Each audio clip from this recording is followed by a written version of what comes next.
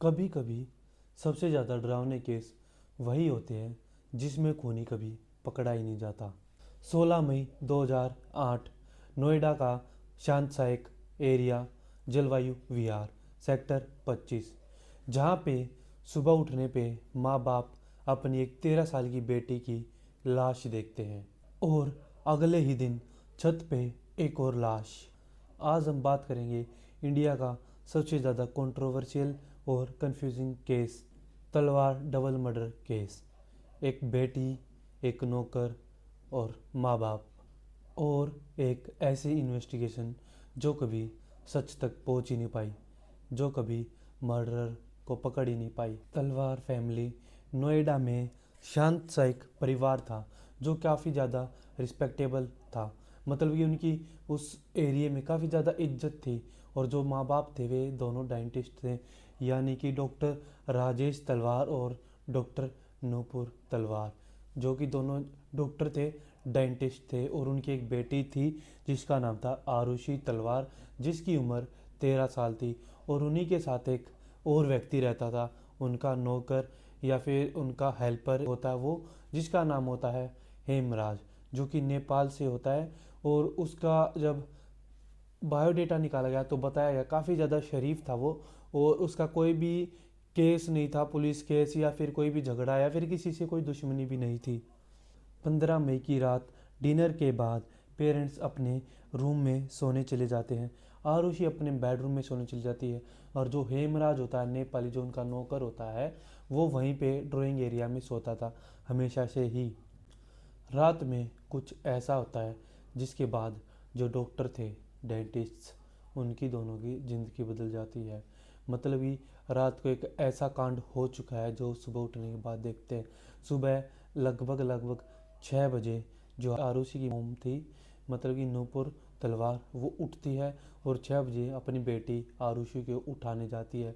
लेकिन जैसे ही वो उसका बेडरूम जो देखती है, वो देखती है जो गेट है वो बाहर से लॉक्ड है। तो उन्होंने सोचा शायद उन्हीं से कोई गलती हो गई होगी या फिर हेमराज ने गलती से गेट बाहर से लॉक कर दिया हुआ।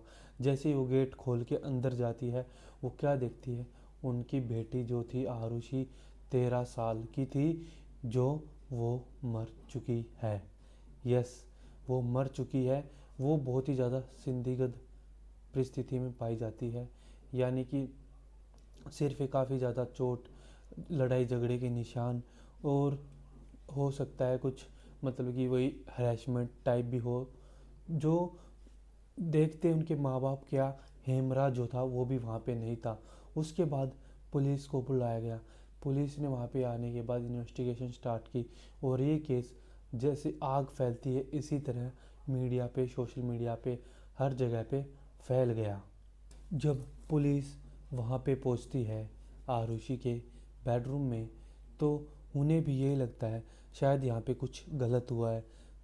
कुछ गलत नहीं, काफ़ी कुछ गलत हुआ है। जो उनका नौकर था वो भी गायब होता है, जिसके रिलेटेड पुलिस वाले पे यही सोच लेते हैं जो उनका नौकर था हेमराज, उसी ने इस लड़की का मर्डर किया और यहाँ से फरार हो गया। लेकिन ये गलत साबित होता है आगे जाके। क्या होता है, पुलिस वहाँ पे पहुँचने के बाद काफ़ी ज़्यादा जल्दी में इन्वेस्टिगेशन स्टार्ट कर देती, क्योंकि 13 साल की लड़की का एक केस था जो कि आगे जाके उनके ऊपर मुसीबत बन सकता था। इसीलिए काफ़ी ज़्यादा हड़बड़ाहट में पुलिस वहाँ पे इन्वेस्टिगेशन स्टार्ट कर देती है, जिसके बाद वो हेमराज वाला किस्सा बाहर आता है।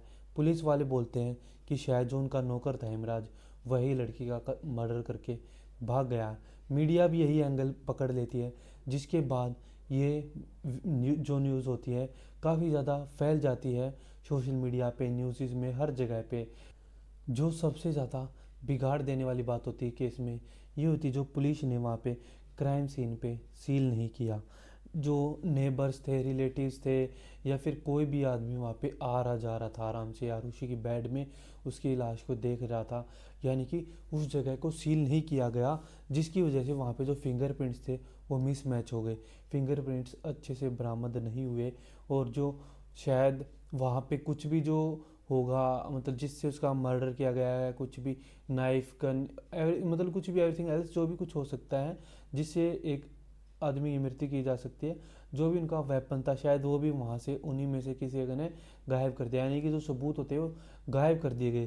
किस वजह से? पुलिस की जो वो थी इन्वेस्टिगेशन, वो कंप्लीट नहीं हुई थी, यानी कि उन्होंने अच्छे से अपनी इन्वेस्टिगेशन नहीं की। वो जल्दबाजी में वहाँ पे सील करना भूल जाते हैं, जो उनकी काफ़ी ज़्यादा नाकामी रहती है, जिससे वहाँ पे जो सबूत वो मिट जाते हैं शायद।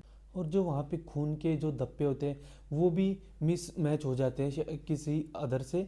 और जो सबसे बड़ी बात होती है केस की वो ये होती है कि घर का टेरिस चेक ही नहीं किया गया उस दिन।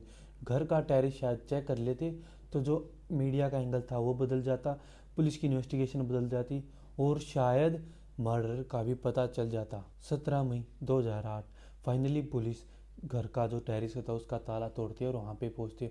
वहाँ पे पहुँचने के बाद पुलिस के भी होश धोले हो जाते हैं।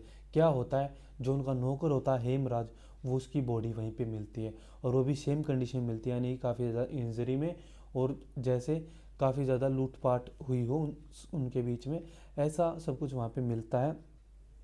जो पब्लिक थी वो आउट ऑफ रेंज हो जाती है, यानी कि आउट रेंज, यानी कि जो पब्लिक थी वो उनका गुस्सा बढ़ता ही जा रहा था, जिसकी वजह से ये केस पुलिस से ज़्यादा सीबीआई तक पहुंच जाता है। पुलिस के हाथों से निकल के सीबीआई तक पहुंचने, यानी कि इन्वेस्टिगेशन में कुछ ज़्यादा एक्स्ट्रा ऐड होना। जैसे कि सीबीआई वहाँ पे पहुंचती ही 2-3 थ्योरी वहाँ पे जो बताती है वो बताती है कि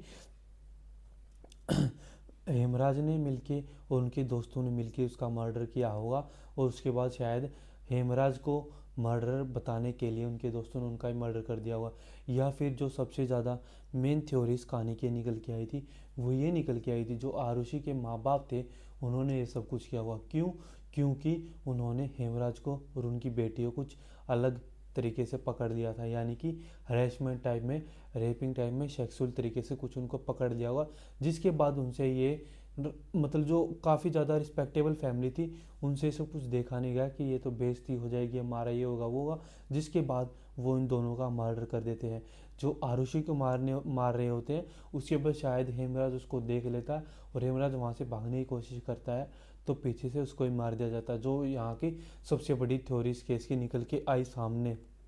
और जो थर्ड थ्योरी वहाँ से निकल के आई सीबीआई के द्वारा, वो निकल के आएगी जो सबूत थे, एविडेंसेस थे, वो स्टार्टिंग में ही मिटा दिए गए थे पुलिस की नाकामयाबी की वजह से, यानी कि जो उन्होंने सील नहीं किया उसकी वजह से वहाँ से स्टार्टिंग में ही एविडेंस को डिस्ट्रॉय कर दिया गया, या फिर वहाँ से निकाल दिया गया, फिर एविडेंसेस को, सबूत को वहाँ पे मिस मैच किया गया होगा।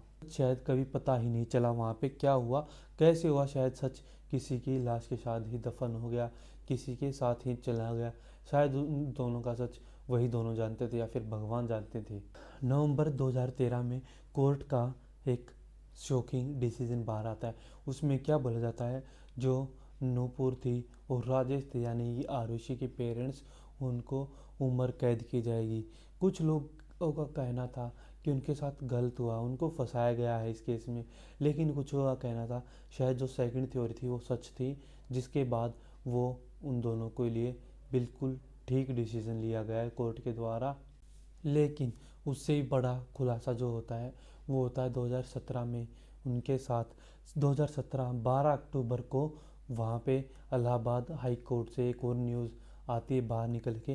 क्या आती है, उन्होंने कहा कि हमारे पास एविडेंस कंप्लीट नहीं थे, सबूत मिसमैच थे, जिसके बाद तलवार फैमिली को 4 साल की जेल के बाद वहाँ से फ्री कर दिया जाता है। यानी कि जो हो सकता है शायद वो उनके माँ बाप जो थे आरुषि के, वो दोषी ना हो इस केस में, लेकिन उन्होंने किसी वजह से 4 साल की जेल काटी अपनी बेटी की मौत के कारण, यानी कि उनकी बेटी की मौत भी हुई और उसके बाद उसी के केस में उन्हें अंदर भी जाना पड़ा, वो भी 4 साल के लिए।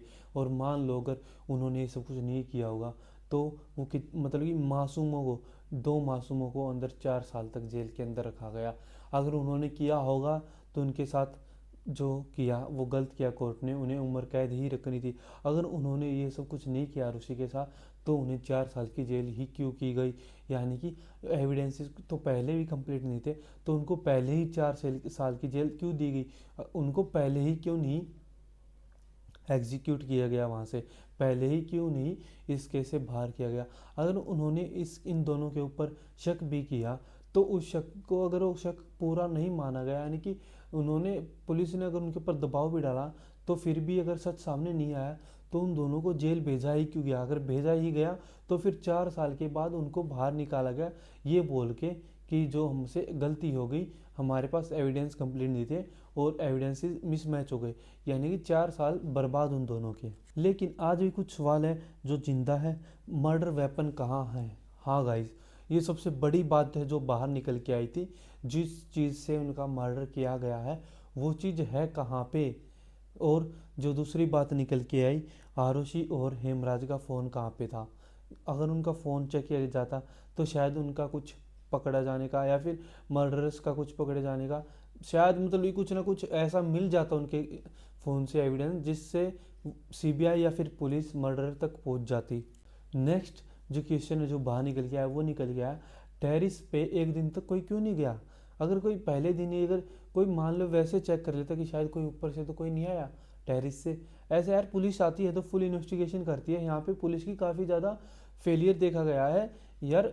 मतलब एक लड़की की मौत हो गई लेकिन कोई चेक ही नहीं कर रहा है अच्छे से, पुलिस वाले ना ही सील कर रहे हैं एरिया को सील नहीं किया वो भी देखे जाए, लेकिन टेरिस चेक नहीं किया। एक दिन के बाद टेरिस चेक किया गया, क्या पता उस एक दिन के बीच में हेमराज की मौत हुई हो, क्या पता पहले हेमराज की मौत ना हुई हो, बाद में हेमराज की मौत की करके वहाँ पे छोड़ा गया हो, ऐसा भी तो हो सकता है। लेकिन पुलिस ने एक दिन तक टेरिस क्यों नहीं खोला? आखिर आरुषि को मारा किसने और क्यों?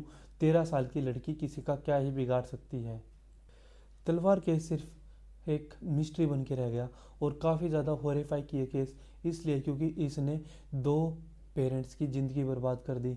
एक 13 साल की बच्ची के साथ क्या हुआ वो किसी को पता नहीं चला, और एक दिन तक हेमराज कहाँ था, हेमराज को ढूंढा क्यों नहीं गया? कभी कभी खून फैसला देता है लेकिन सच नहीं बताता है।